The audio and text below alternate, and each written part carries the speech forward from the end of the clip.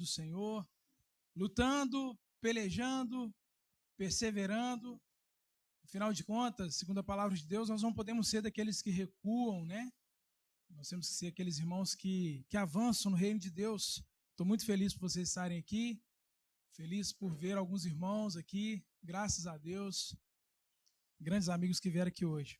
Você que trouxe a sua Bíblia, abra um livro de Romanos, capítulo 8. Romanos, capítulo 8.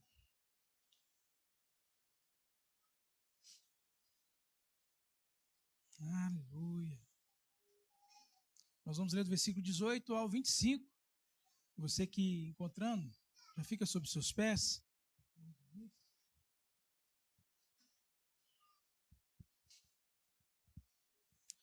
Aleluia.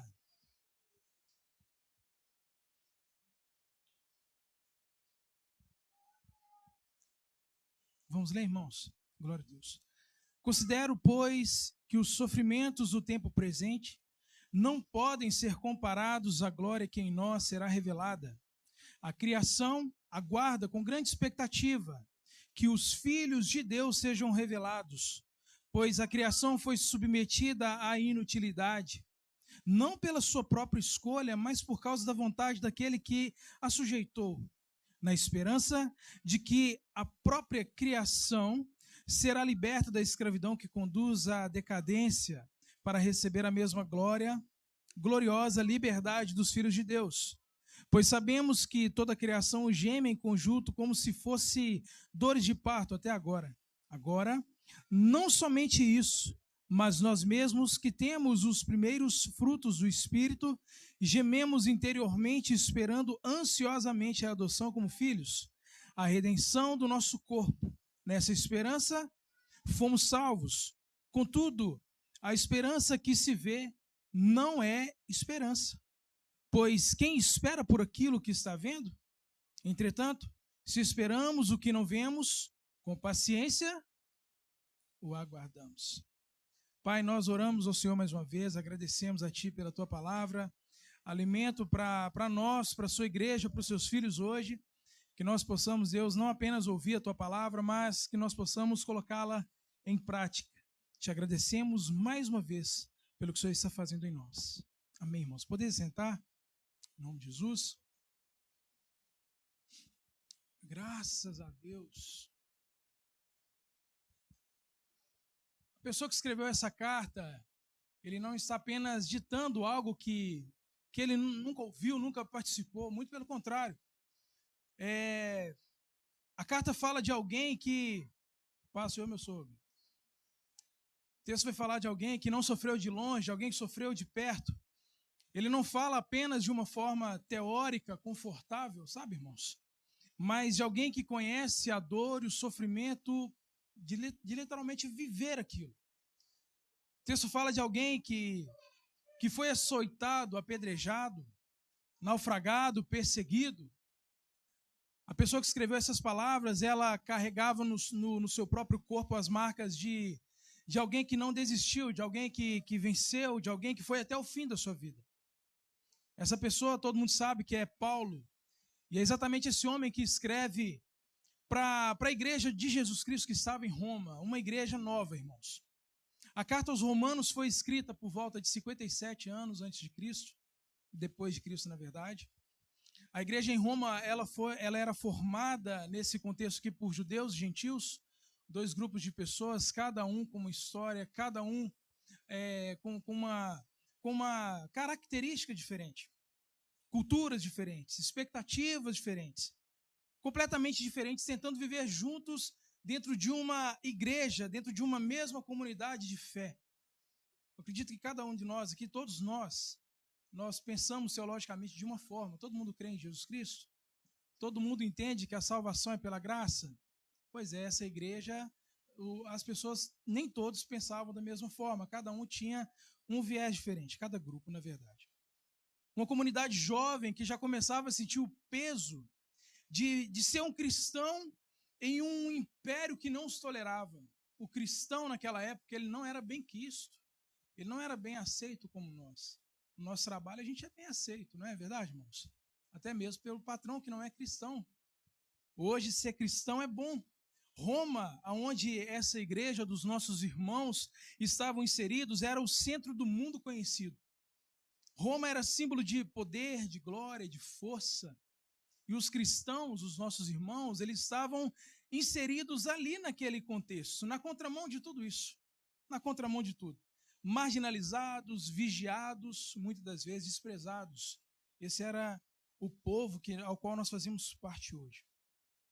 E é justamente para essa comunidade fragilizada por fora, mas comissionada por dentro ao que fez Paulo escrever Romanos 8, essa carta maravilhosa. Paulo ele não escreve Romanos 8 para dar uma aula de teologia, ele escreve para sustentar uma comunidade que estava sendo perseguida, mas que estava dispostos a caminhar. Estavam cansados de esperar também, e era uma comunidade formada, irmãos, por pessoas reais. Não era apenas um grupo que seguia uma certa ideologia, não. Eram pessoas com dores reais, com perguntas reais, com dificuldades reais. Algumas dúvidas que eles carregavam naquela época é até quando? Até quando? Será que realmente vale a pena a gente continuar no meio dessa comunidade seguindo a Jesus Cristo? Será que realmente vale a pena? Ou diante de tanta perseguição, porque não era uma perseguição ideológica, era perseguição para a morte. E aquele povo perguntava, será que realmente Deus está nisso tudo? Será que o Senhor nos colocou no meio de uma comunidade para sermos perseguidos e mortos? Será que Deus está nisso tudo? Você já parou para perguntar isso, irmãos? Principalmente quando a dor aperta, quando acontece algo que você não tem controle, e você faz uma pergunta, gente, será que Deus está comigo? Será que Deus realmente existe? Dúvida que as pessoas naquele tempo têm, e hoje muitas pessoas têm essa dúvida. E Paulo, antes de dar qualquer resposta para esse povo, ele faz uma afirmação que parece absurda no primeiro momento, de acordo com a realidade deles e de acordo também com a nossa realidade. E essa resposta que Paulo dá está lá no versículo 18. Eu convido você a manter sua Bíblia aberta, em nome de Jesus.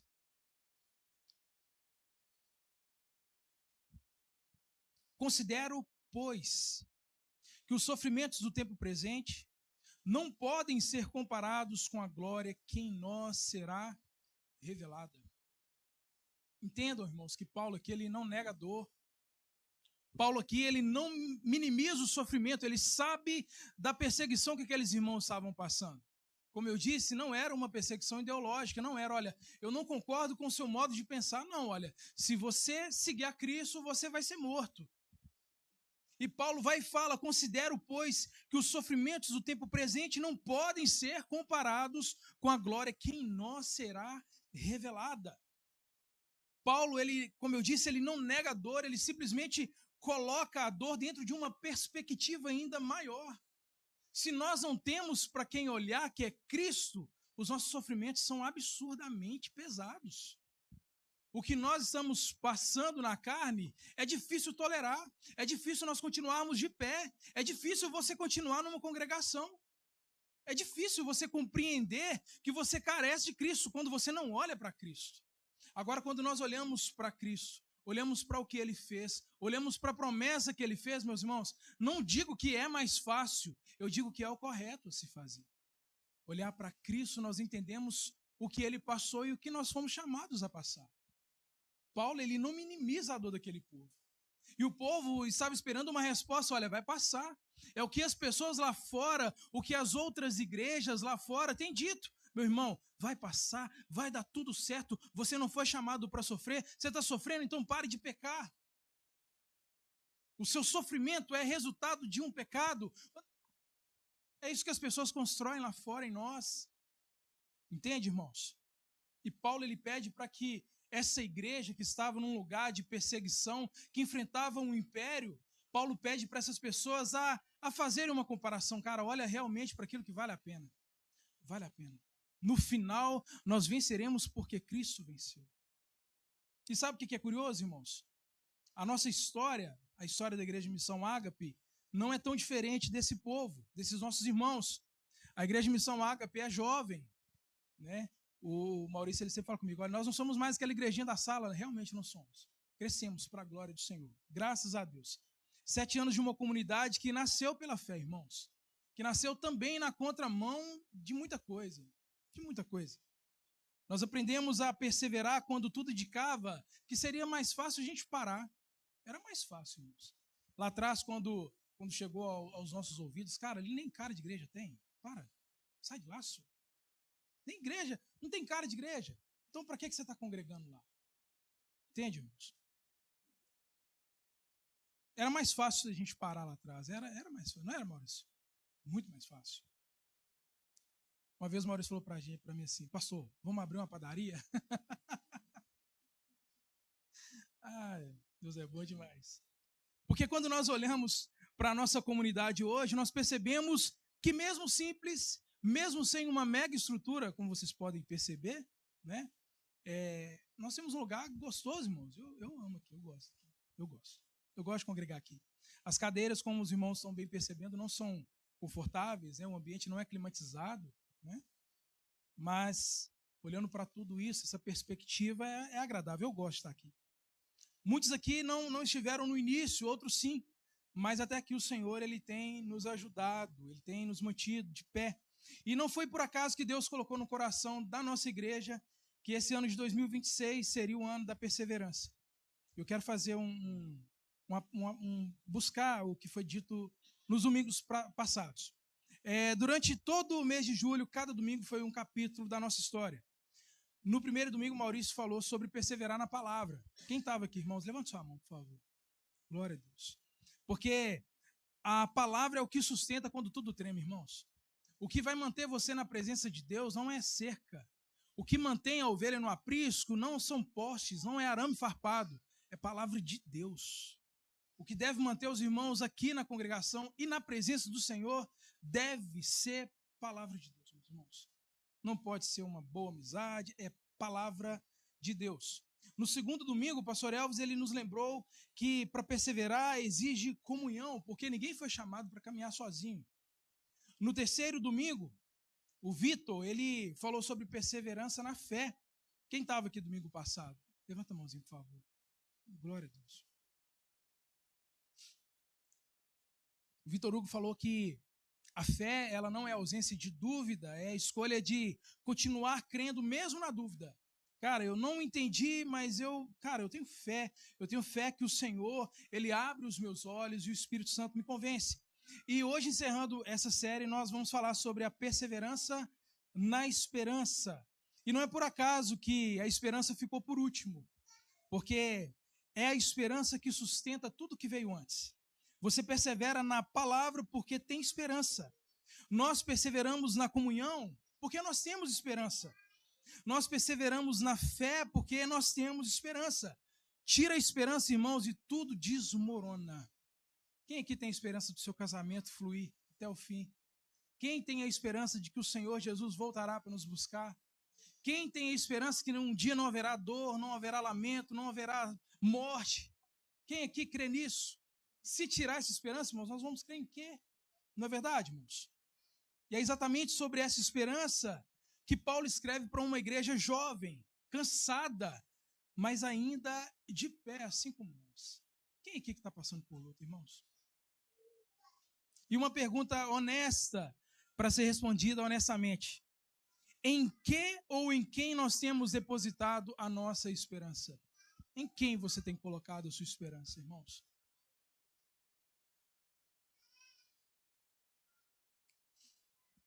Primeiro ponto, irmãos, eu coloquei o título de A Esperança Diante da Dor. Vamos ler novamente o versículo 18, por favor, irmãos. Aleluia. Considero, pois, que os sofrimentos do tempo presente não podem ser comparados com a glória que em nós será revelada.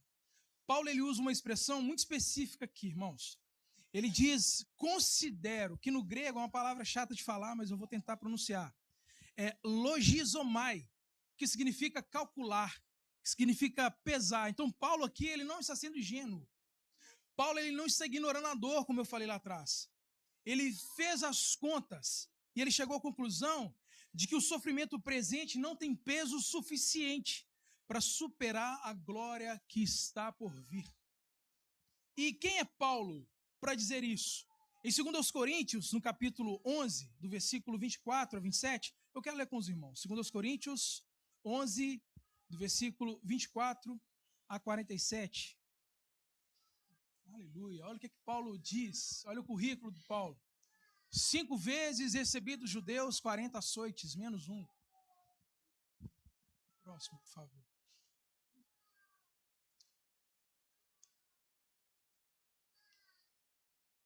Vinte e cinco.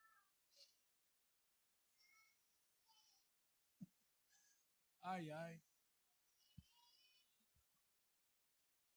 Oh, meu Deus. 25, quer ver? Ai, ai. Vou ler na minha Bíblia aqui, irmãos. Porque eu não coloquei na versículo aqui, não. Aqui, 25. Isso. 3 vezes fui golpeado com varas. 1 vez apedrejado. 3 vezes sofri naufrágio. Passei 1 noite e 1 dia como náufrago em alto mar. Então, é alguém, meus irmãos, que ele não está descrevendo aquilo da varanda da sua casa, no conforto da sua casa.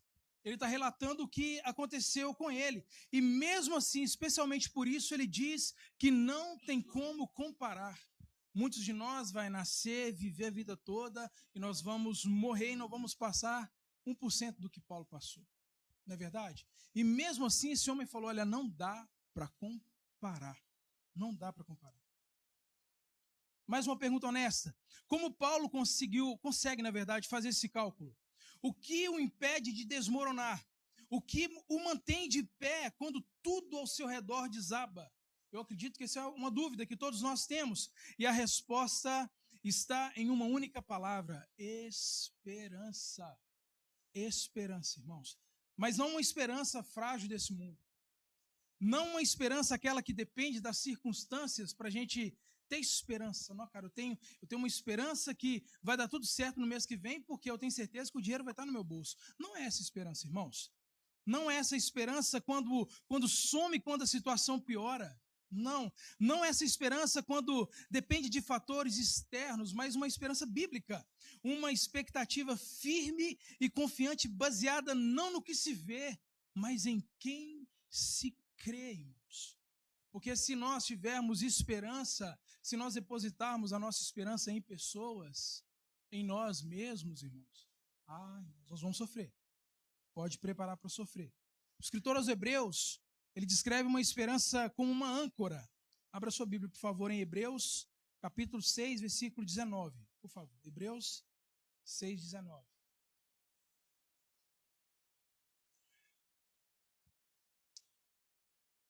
Temos essa esperança firme e segura como âncora da alma. Ela entra nos santuários depois do véu. Meu Deus do céu.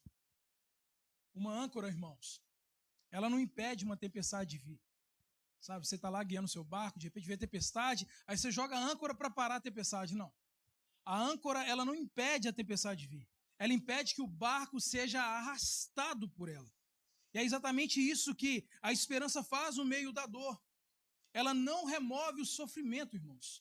É onde nós caímos no erro, é onde nós fomos ensinados errado. Ela não remove o sofrimento, ela impede que o sofrimento nos remova para longe de Deus. Se a nossa esperança estiver em Cristo, meus irmãos, pode vir o problema que for. A palavra de Deus não nos impede de sofrermos. A palavra de Deus não nos impede, não nos isenta do sofrimento. A nossa âncora, ela precisa estar em Cristo, presa em Cristo, não em promessas vazias, não em circunstâncias favoráveis. Eu tenho esperança quando tudo está ao meu favor. Isso não é esperança, isso é otimismo. Em sentimentos que mudam com o vento, em pessoas que um dia vão falhar, não em conquistas que se desfazem com o tempo, não em respostas que ainda não vieram. A nossa esperança precisa estar em Cristo, somente em Cristo. A âncora não segura o barco porque o mar está revolto. Ela segura porque está firmada em uma rocha, lá no fundo. Aonde lá no fundo tem calmaria. Na margem da água, o mar está revolto, o barco está sendo praticamente quebrado, mas lá no fundo não, meus irmãos. Não. E ainda assim, com a nossa fé, Não depende de o mar estar tranquilo, depende de onde a nossa fé está, a nossa esperança. Quando tudo balança, a nossa âncora estando no Senhor, a rocha, ele não balança, ele não se move. Por isso que a nossa vida, meus irmãos, precisa estar ancorada no Senhor. Quando o chão foge, ele permanece. Quando um luto bate lá na porta da sua casa, nós permanecemos. O sofrimento, a gente vai passar por ele. Mas nós estamos edificados no Senhor. Mais uma vez, irmãos, Cristo não é uma emoção, irmãos. Jesus Cristo não é uma fase.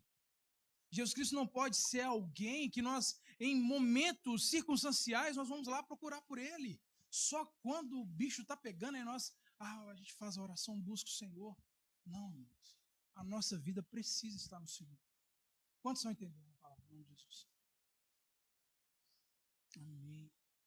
Cristo, ele é a âncora da nossa alma, firme e segura, que adentra até o interior do véu. Hebreus 6,19 diz isso. Por isso, não ancore a sua esperança no que pode ruir, irmãos. Ancore naquilo que não se abala, que é Cristo. A nossa esperança está em Cristo? A sua esperança está no Senhor? Ou a sua esperança está em você mesmo? Está naquilo que você sabe fazer, naquilo que você pode fazer? A nossa esperança precisa estar no Senhor, ancorada no Senhor. Paulo não aponta para uma glória abstrata ou diferente, ele aponta para Jesus Cristo, porque é nele que essa glória se revela. Abra sua Bíblia, por favor, em João capítulo 1, versículo 14. João capítulo 1, versículo 14.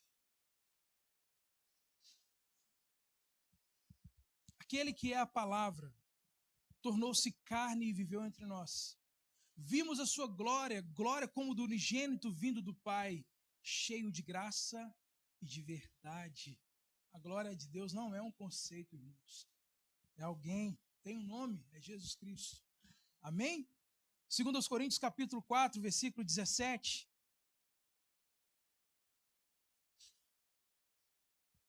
Aleluia. Pois os nossos sofrimentos leves e momentâneos produzem para nós uma glória eterna que pesa mais do que todos eles. A dor, ela tem um prazo e a glória, ela é eterna. João capítulo 16, versículo 33. Vamos lá, abre sua Bíblia lá. João 16, 33.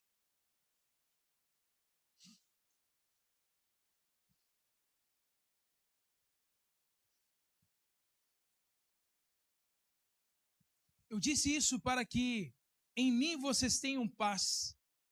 Neste mundo vocês terão aflições. Contudo, tenham coragem. Eu venci o mundo.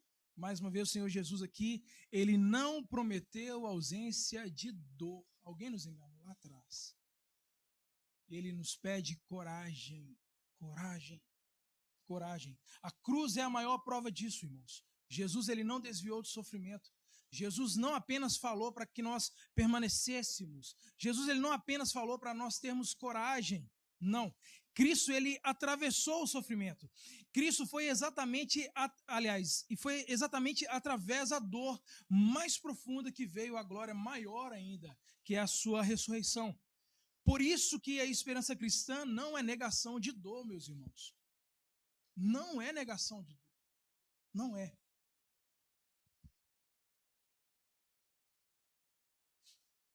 É a certeza de que a dor não tem a última palavra. Se você está sofrendo, tenha coragem. Se você está cansado, tenha coragem. Se você está passando um problema na sua casa, tenha coragem. Se você não está conseguindo ler a sua Bíblia, tenha coragem. Pega a sua Bíblia, leia a sua Bíblia. Em nome de Jesus. Se você está sozinho, tenha coragem. Se está confuso, tenha coragem. Se você está chorando sozinho, escondido, para ninguém ver, tenha coragem. Em nome de Jesus. Porque a coragem, meus irmãos, não é a ausência do medo, é a certeza de que Deus está presente, mesmo quando tudo se revela o contrário. Jesus, ele viu as nossas lágrimas antes da gente chorar. Cara, Jesus, ele nos conhece. Ele sabe do que você está passando. Ele sabe. C.S. Lewis, ele escreveu no livro O Problema do Sofrimento, ele escreveu que o sofrimento é o megafone de Deus, aliás, o megafone que Deus usa para despertar o mundo surdo. Meu Deus! E a pergunta que Paulo nos fez nesse versículo não é se você está sofrendo, porque a resposta todo mundo sabe. Todo mundo está sofrendo. A resposta, a pergunta, na verdade, meus irmãos, a pergunta, na verdade, deveria ser: onde está ancorada a nossa esperança no meio da dor? Na segunda-feira. Na segunda-feira. Precisa ter o peso que o domingo às vezes esconde. Na segunda-feira chegam as contas, não é? Na segunda-feira chega o diagnóstico. Na segunda-feira chega aquela mensagem que você não estava esperando. Na segunda-feira chega a CEMIG, chega a Copasa, não é? Eles cortam as nossas águas. Por quê, irmãos? Misericórdia. Por que eles fazem isso? Sacanagem. É exatamente na segunda-feira que esse versículo precisa ser realidade na nossa vida. Precisa ser realidade na nossa vida. Quando a dor bater na segunda-feira, e ela vai bater, faça o cálculo, meus irmãos. Não dá para comparar com aquilo que está reservado para aqueles que creem. Não tem como comparar, meus irmãos. Você pode citar todo o sofrimento que você está passando. Na verdade, você pode citar todos os problemas que você passou no decorrer da sua vida toda, até agora. Não tem como comparar com a glória que está reservada para aqueles que creem. Você pode colocar tudo na balança, tudo. A situação, a dor, o cansaço, a espera. Do outro lado da balança, você pode colocar Cristo, sua cruz, sua ressurreição, a sua promessa, a sua glória. Essa balança, meus irmãos, nunca vai empatar. Pode pegar o sofrimento de todos nós aqui e colocar de um lado, na verdade, do mundo todo.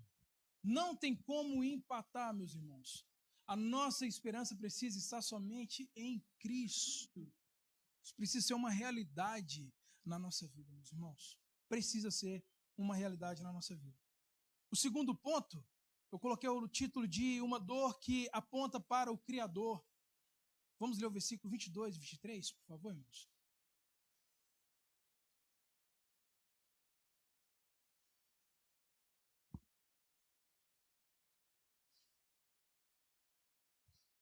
Aleluia.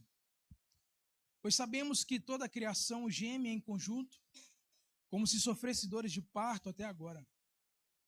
Agora, não somente isso, mas nós mesmos que temos os primeiros frutos do Espírito, gememos interiormente, esperando ansiosamente a adoção como filhos, a redenção do nosso corpo. Paulo, ele usa algo muito comum para nós hoje. Para nós não, para as mulheres, né? Ele usa as dores de parto como exemplo. Toda mãe que já passou por um parto sabe que a dor é real. A dor é real. Às vezes insuportável. Mas o que sustenta a mãe, a Camila passou por esse processo esses dias. Mas o que sustenta aquela dor, o que faz ser uma dor com propósito, é que daqui a pouco tem uma vida. Daqui a pouco a mãe vai estar com o seu filho nos braços. Não é verdade, irmãos? Então é uma dor com um propósito, não é uma dor por dor. O Senhor não está nos convocando para sofrer por sofrer. O Senhor está nos convocando a sofrer para um propósito. Para um propósito. Nós estamos aqui nessa terra, sofremos, gememos, mas é com um propósito. Haverá um dia que não haverá dor. E a dor, o sofrimento na vida do cristão faz com que ele seja alguém que persevera. A dor, o sofrimento na vida do cristão não pode promover algo nele que não seja perseverança. E é ruim ficar falando sobre dor, sobre sofrimento. E Paulo não tem vergonha de dizer isso. Ele não pede para esconder o gemido. Não, ele diz que o cristão maduro, ele não diz que o cristão maduro não geme, muito pelo contrário. Ele diz que nós também gememos. Inclusive aqueles que têm a primícia do Espírito, ou seja, aqueles que já experimentaram a glória de Deus. Aqueles que já estiveram próximos de Deus. Aqueles que tiveram experiências com o Senhor. Não estão isentos do sofrimento. Nós não estamos isentos do sofrimento, irmãos. A cultura cristã, às vezes, gera uma expectativa perigosa, a de que o crente ele não pode sofrer ensinamentos errados, não pode questionar, não sente o peso da vida, que fé é sinônimo de alegria e que o crente precisa demonstrar um semblante inabalável. Está tudo bem. E não é assim, irmãos. Crente também chora. Crente sofre. Crente sofre. Alguns exemplos que a Bíblia mostra de grandes homens. Jó chorou. Davi chorou. Jeremias ele já sofria, já sofreu bullying naquela época. Ele era reconhecido como um profeta chorão, né? E realmente ele chorava mesmo. O próprio Senhor Jesus diante do túmulo de Lázaro. O próprio Senhor Jesus. E nós fomos ensinados de que não podemos chorar, não podemos demonstrar tristeza. Pensa comigo, irmãos, o Filho de Deus, o Senhor da glória, o Criador de todas as coisas, chorou. Não porque não tinha esperança, mas porque a esperança não anestesia a sua humanidade. Pensa, Jesus, ele chora pela morte de Lázaro, sabendo que vai ressuscitar Lázaro. Ô irmãos, qualquer um de nós, no lugar de Jesus, sabendo que Lázaro ia ressuscitar, você não chorava. Ele tirava até onda. Ah, você está chorando? Daqui a pouco você vai ver. Venha para fora, Lázaro. Né? Obrigado, Jesus. Romanos 8:26 diz que, da mesma forma, o Espírito nos ajuda em nossa fraqueza, pois não sabemos como devemos orar, mas o próprio Espírito intercede por nós com gemidos inexprimíveis. A Trindade inteira está envolvida na nossa vida, desde quando nós estamos inseridos no seu propósito. É exatamente aí que o medo perde o sentido. Como diz uma canção, meus irmãos, que o Aleph não está aqui? O Aleph está aí? Vem cá, filho. Vou tentar cantar esse pedacinho.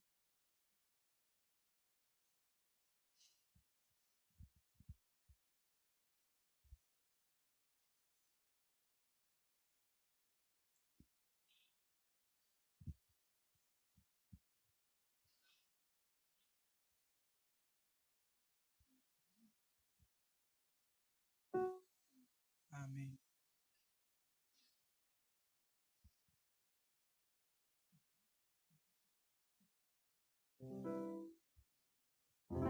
Temer porque se eu estou guardado por quem nunca perdeu batalhas, seu nome é. Quem sabe canta em nome de Jesus? Seu agiré, irás prover de novo. Eu creio em ti. Haja o que houver, venha o que vier, irás prover de novo. Eu creio em ti, não vivo do que vejo, vivo do que creio, irás prover de novo. Eu creio em ti. Aleluia. É justamente isso, irmãos. Paulo diz que gememos esperando ansiosamente a adoção como filhos, a redenção do nosso corpo. Então esse gemido, esse choro, esse lamento, ele precisa ter um propósito. Não é um sofrimento vazio, não é um grito vazio, é uma oração que aponta para uma promessa, a promessa de que Deus completa aquilo que começou, meus irmãos. Cristo é a prova viva de que o choro não é o fim, de que a dor de parto sempre antecede um nascimento, uma nova vida. Se nós estamos sofrendo por Cristo, vale a pena, está tudo certinho. Agora, se você está sofrendo por causa do pecado, aí tem alguma coisa muito errada. Por Cristo vale a pena. Pastor, estou muito cansado. Não, pastor, estou gastando demais para vir na igreja. Vale a pena. Pastor, eu não estou conseguindo chegar nem no serviço tão cedo porque eu estou tirando a madrugada para orar. Glória a Deus, está tudo certinho. Pastor, estou orando tanto, mas eu estou sendo perseguido. Está tudo certo. Está tudo certo. Está tudo certo, irmãos.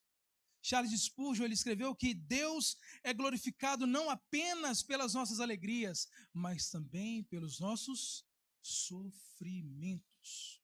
Amém, glória a Deus. Terceiro e último ponto, a esperança que não se vê, mas se sustenta, é o título que eu dei para esse tópico. Vamos ler o versículo 24 e 25, irmãos. Em nome de Jesus. Estamos acabando. Aleluia. Nessa esperança fomos salvos, contudo, esperança que se vê não é esperança. Pois quem espera por aquilo que está vendo? Entretanto, se esperamos o que não vemos, com paciência o aguardamos.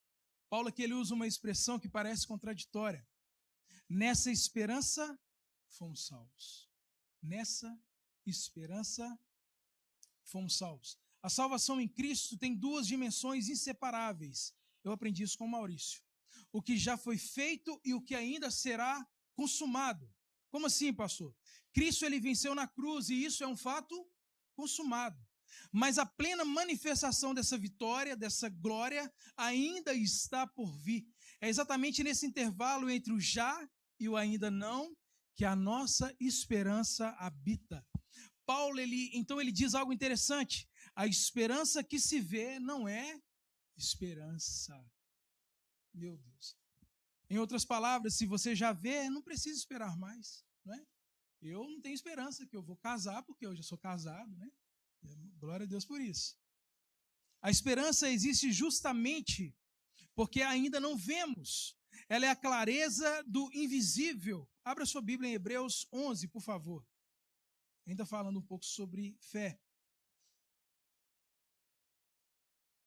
Ora, a fé é a confiança daquilo que esperamos e a certeza das coisas que não vemos. A esperança e a fé caminham juntas. Uma sustenta a outra. É por isso que o Vitor teve muita dificuldade de falar sobre fé.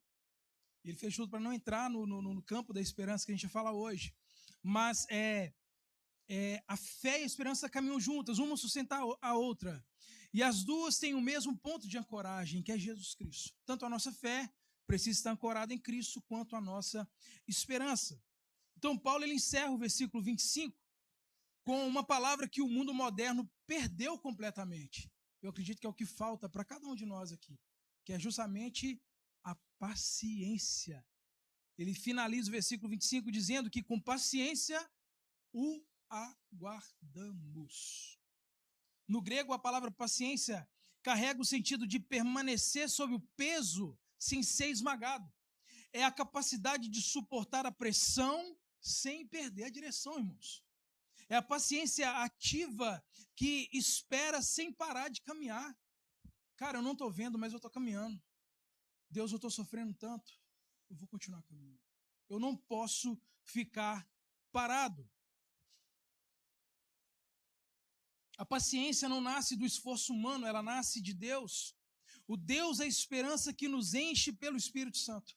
Ou seja, irmãos, toda a esperança do cristão precisa estar na pessoa do Senhor Jesus Cristo. E último versículo, eu gostaria que vocês abrissem a sua Bíblia em Colossenses, capítulo 1, versículo 27.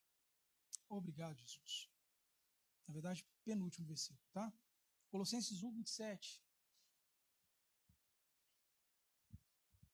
A estes Deus quis fazer conhecida a gloriosa riqueza deste ministério entre os gentios, que é Cristo em vocês, a esperança da glória. Então, meus irmãos, entendam que não é uma doutrina, não é uma religião, não é uma tradição, é Cristo em nós, dentro de nós, habitando em nós pelo Espírito, e isso é motivo para que nós continuemos a caminhada. Porque o crente, o cristão que tem a sua esperança no Senhor Jesus, ele não fica parado, ele não é inerte, ele movimenta. Jesus, ele viveu a esperança em condições que eu e você jamais suportaríamos. Na cruz, abandonado, desprezado, sofrendo. E ele clama ao Pai, meus irmãos, no momento mais sombrio, e ele persevera. Hebreus capítulo 12, o escritor diz assim, versículo 2: tendo os olhos fitos em Jesus, o autor e consumador da nossa fé, ele, pela alegria que lhe fora proposta na cruz, meus irmãos, na cruz. Ele suportou a cruz ao desprezar a vergonha e assentou-se à direita do trono de Deus. Cristo, ele viu além da cruz. Ele não olhava para a dor, ele olhava para a alegria que viria depois, que é literalmente a redenção de toda a humanidade. Meu Deus do céu. Essa é a perseverança que não se vê, mas se sustenta. E como eu disse desde o início, ela tem um nome. E esse nome é Jesus. Em nome de Jesus, meus irmãos. N.T. Wright, ele escreveu que a esperança cristã não é otimismo. Eu acredito que está muito claro para a gente o que é otimismo e o que é esperança. Não é, irmãos? Então, com perseverança, o esperamos. A esperança que não se vê, não te pede para fingir que está tudo bem. Ela te convida a dizer, olha, eu não vejo ainda, mas eu confio naquele que vê absolutamente tudo. Eu espero, meus irmãos, que a nossa vida realmente esteja ancorada no Senhor. Que a nossa esperança realmente seja no Senhor. De uma forma concreta, estabelecida no Senhor Jesus. Porque se a esperança de cada um dos irmãos estiver em mim, vai dar ruim. Assim como se eu gerar a minha esperança, colocar a minha esperança em cada um de vocês, vai dar ruim. Porque nós somos, meus irmãos, voláteis. Não temos segurança. A nossa esperança precisa estar em Cristo. Quanto mais nós olhamos para nós mesmos, mais nós sofremos. Mais o sofrimento ele passa a ser banalizado na vida do cristão. A gente vai entender que, cara, a gente vai passar a crer até em maldição hereditária. Agora, quando nós olhamos para Cristo, que é o autor e o consumador da nossa fé, quando nós olhamos para o que ele suportou por amor a nós, até o sofrimento passa a ter sentido, irmãos. Então, esses 4 domingos, 4 pregadores, uma única mensagem: perseverança. Persevere, irmão, em nome de Jesus. Persevere na palavra, persevere na comunhão, persevere na fé, persevere na esperança, em nome de Jesus. Antes de eu ler um texto aqui, meus irmãos, para a gente partir para o final, eu quero dar uma oportunidade para o meu sogro, quase que ele não chegou aqui, né? Veio de lá de Pé da Serra. Põe cá, em nome de Jesus. Aí eu quero ler um texto para os irmãos daqui a pouco, depois que ele orar com os irmãos, em nome de Jesus.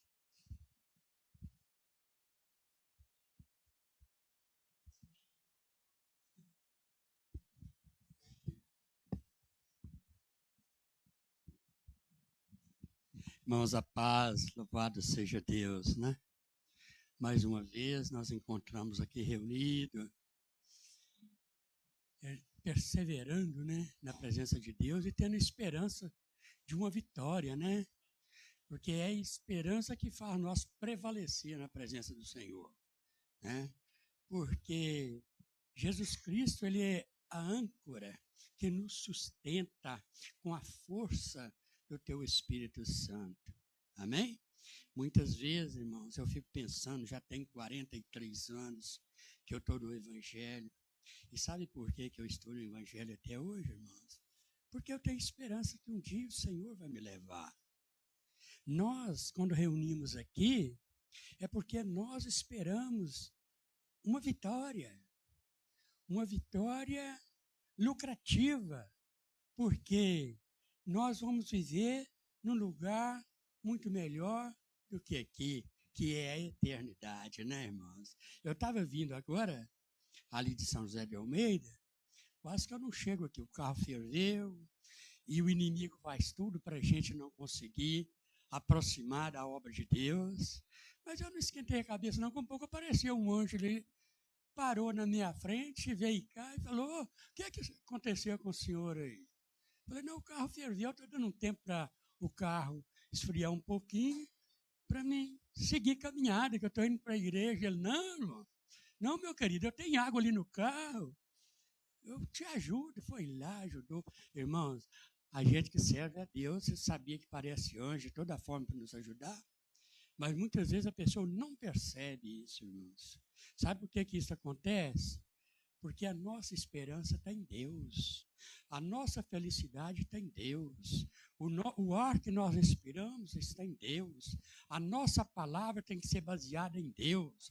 O nosso pensamento tem tem que ser baseado em Deus. A base da nossa vida tem que ser em Deus, irmãos. E dessa forma nós venceremos e esperamos um dia estar ali com Jesus na eternidade. Amém? Vamos falar com Deus um pouquinho? Quem quer falar com Deus, irmão? Você já falou com Deus hoje? Oh, glória! Vamos falar com Deus? Só um minutinho. Eu quero que você fique em espírito de oração. Eu quero agradecer a Deus por esses 7 anos da Igreja Missão Ágape. Agradecer a Deus também pela sua responsabilidade de estar aqui todos os dias, todos os cultos, agradecendo a Deus e na esperança de um dia encontrar com Jesus. Vamos falar com Deus? Querido Deus, Pai querido, Senhor do céu e da terra, Pai, eu te dou graças, Senhor, pela tua igreja. Te dou graças, Deus, por esse tempo que o Senhor tem nos sustentado, Pai. Meu Deus, abençoa a tua igreja. Unge-as com poder do teu Espírito Santo. Ah, Senhor, unge com ânimo, com vontade de servir a ti. Unge eles, Senhor, para que eles tenham esperança em ti, Senhor. Porque o Senhor é a âncora principal, Senhor, do teu povo. A segurança, Senhor, de nossas vidas, ó Pai. Senhor, entrega a tua igreja nas tuas mãos nesta noite, Senhor. Pedindo que o teu Espírito Santo seja a nossa direção. Que não venhamos fazer nada de nós mesmos, mas que o Senhor nos guie, nos proteja, nos guarde com a tua potente mão, ó Pai. É que eu te peço, ó Deus, no nome santo de Jesus, assim seja, amém? E as palmas louvam o Senhor. Louvado seja Deus. Irmãos, poderia sentar? Coisa rápida, vou só ler um texto que tem um mês que eu estou tentando escrever. Gostaria que vocês prestassem bem atenção, tá?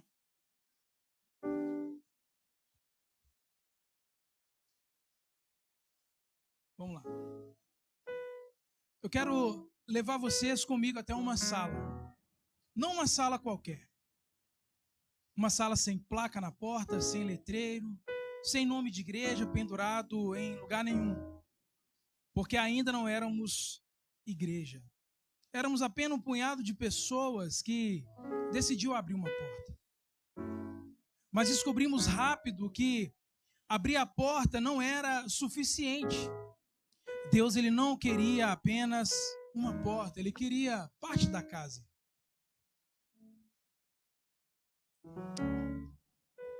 E nós começamos a quebrar algumas paredes. O quarto dos nossos filhos virou a salinha dos filhos de todos vocês. A nossa sala de estar virou um púlpito, aonde eu estou pisando agora. E o banheiro também, né? Porque a fé precisa de lugares específicos, para coisas específicas. A garagem, onde deveria estar guardado o carro e as minhas ferramentas, virou o espaço onde nós estamos nesse exato momento. Onde guardávamos, na verdade, o que era muito mais precioso do que coisas materiais, uns aos outros. Era uma igreja muito engraçada, não tinha teto, não tinha nada. Irmãos, o frio entrava como se ele tivesse sido convidado. Os bancos eram de caixotes improvisados. E para trazer mais um pouco de conforto, na minha casa tinha 6 cadeiras na mesa de jantar e eu arranquei os assentos e coloquei nesses bancos. Minha esposa queria fazer comigo exatamente o que Caim fez com Abel. Todo o espaço estava bem limpinho, Maurício lembra. Sempre limpos. Porque mesmo quando não tínhamos quase nada, tínhamos zelo pelo pouco que Deus nos confiou. Alguém aqui se lembra daquele ventilador que ficava aqui, olha? Parecia a turbina do ar 330. Derrubava tudo quanto é mosquito, levantava todo tipo de poeira, mas não esfriava a gente.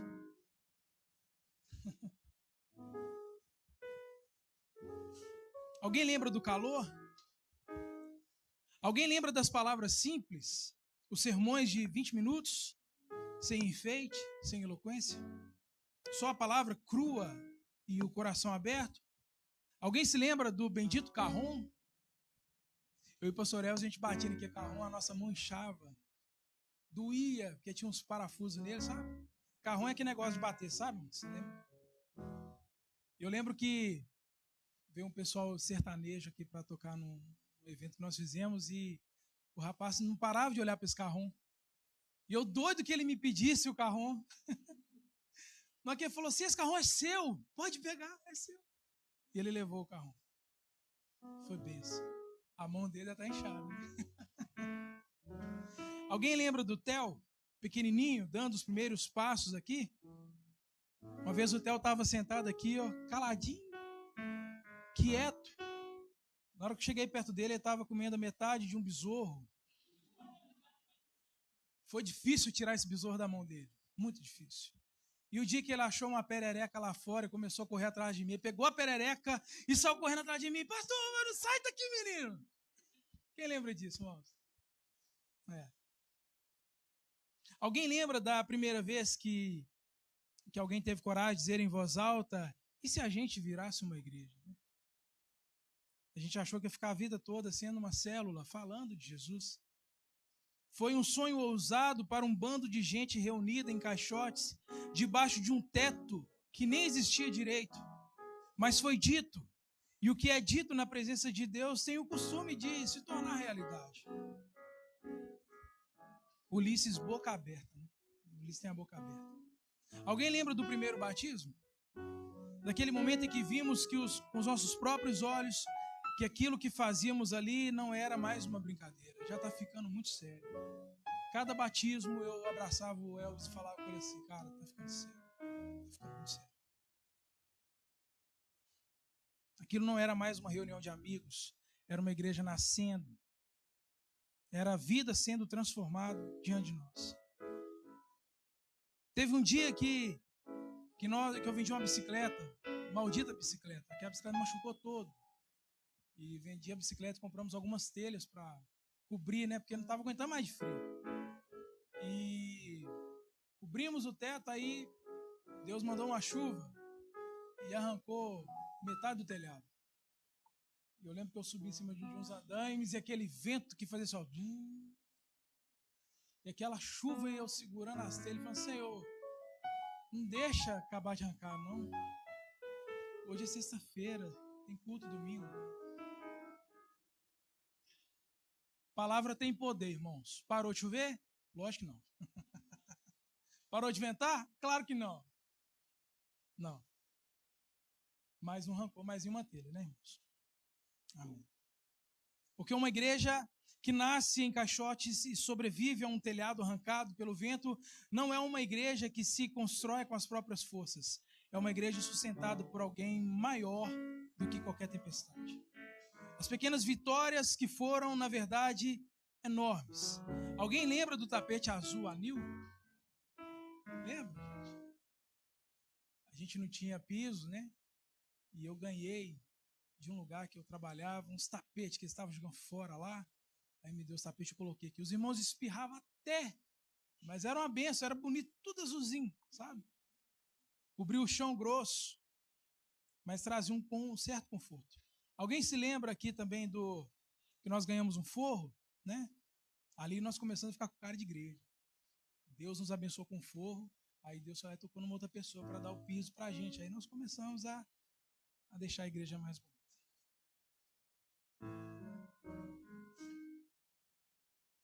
Quem aqui se lembra? Alguém sabe me dizer o nome da nossa primeira ovelha que foi morar com Jesus? Eu sei. Como eu sei? Porque a história da igreja não se conta só pelos tijolos, irmãos, que a gente levantou. Se conta pelas vidas que passaram por aqui. Que foram amadas aqui, que partiram daqui direto para os braços do Pai. O que nós precisamos para não desistir, agora eu pergunto para vocês, do jeito mais sincero que eu sei perguntar, o que a gente precisa para não desistir?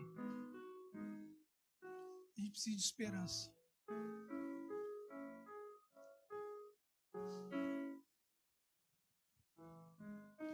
Eu não quero desistir, irmãos. Eu não vou desistir. Eu preciso de vocês. Vocês precisam de mim, quem é católico completa. Até o fim. Sem cessar, sem parar, sem vacilar, sem tremer, sem chorar. Eita glória. Eu e o Júnior somos os mais católicos aqui. Porque essa história não começou numa sala com placa na porta, começou numa sala sem nada, numa igreja sem teto, sem estrutura, e Cristo esteve conosco. Na verdade, não tem nada a ver conosco, tem a ver com Jesus, que nos colocou num lugar simples para que nós dependêssemos dele. Colocou pessoas aqui que pensam diferentes para viver dentro do mesmo propósito, igualzinho aquela igreja em Roma. Cada um pensando de uma forma diferente, mas seguindo o mesmo propósito, irmãos. A Igreja Missão Ágape não nasceu de paredes, ela nasceu em Jesus. E mais uma vez, meus irmãos, mais uma vez, talvez para vocês que chegaram recentemente, talvez você não compreende, não entendeu, mas nada nasce pronto, né, irmãos? Nada nasce pronto. E eu estou muito feliz, meus irmãos. Eu pensei em fazer um vídeo, até comuniquei com a Dani, porque graças a Deus nós não devemos um centavo mais o lote. Graças a Deus, irmãos, nós quitamos o lote. E agora nós vamos dar continuidade à construção do nosso sonho, mas nós não queremos apenas paredes, nós queremos pessoas. Que os nossos corações sejam edificados no Senhor. E que Deus nos dê sabedoria e condição para continuar. Porque quem sustenta a obra não somos nós não temos capacidade disso. Nós não temos capacidades de manter a noiva de Cristo. Não é verdade? É Cristo quem mantém a sua noiva. Que Deus nos dê força e sabedoria para continuar, irmãos. E que Ele nos encontre ocupados, com as mãos ocupadas, com a cruz que nós abnegamos a nossa vida lá atrás e nos apropriamos da cruz. Amém, meus irmãos? Vamos ficar de pé, irmão Jesus?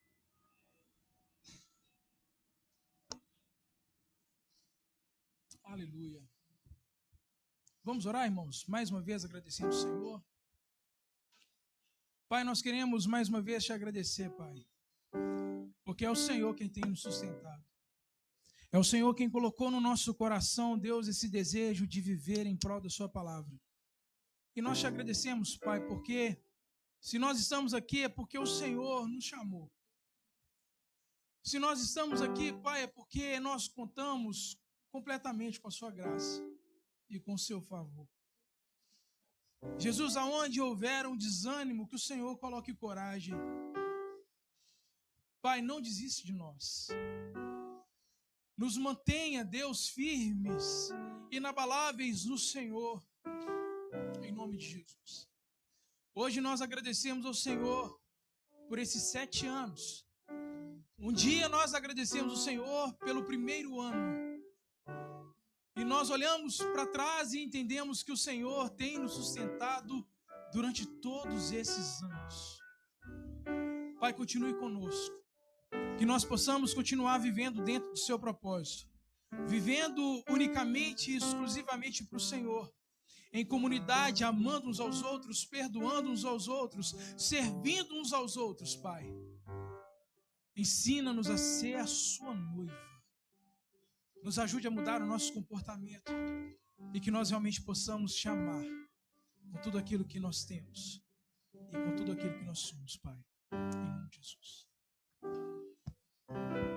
Só em ti confiarei, eu nada temerei, em frente eu irei, pois eu sei que vivo estás, e um dia voltarás do céu pra nos buscar, pra sempre reinarás, aleluia.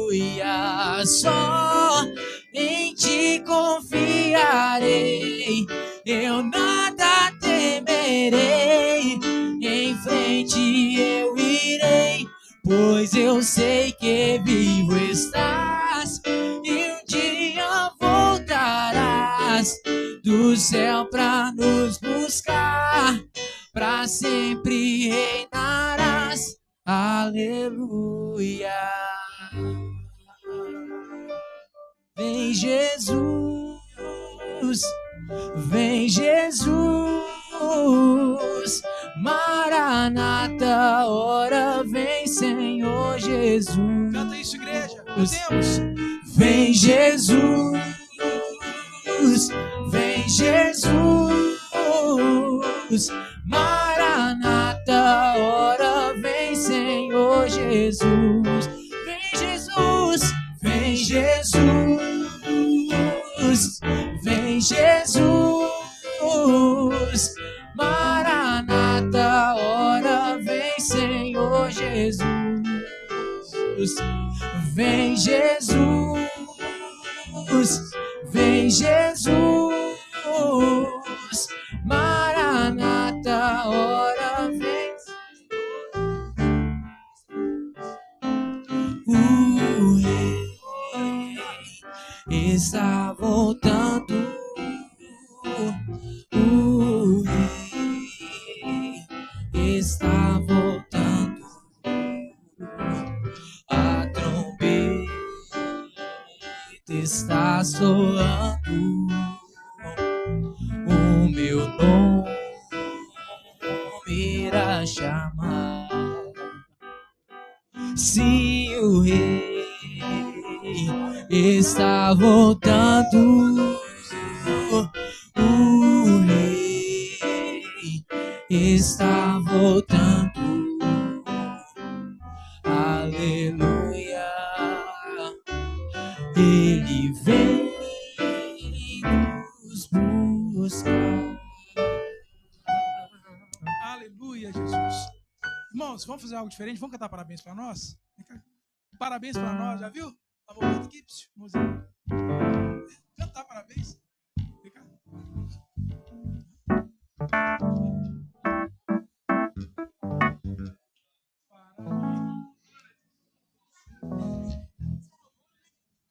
Cadê as crianças com os negocinhos falando de Adãozinho?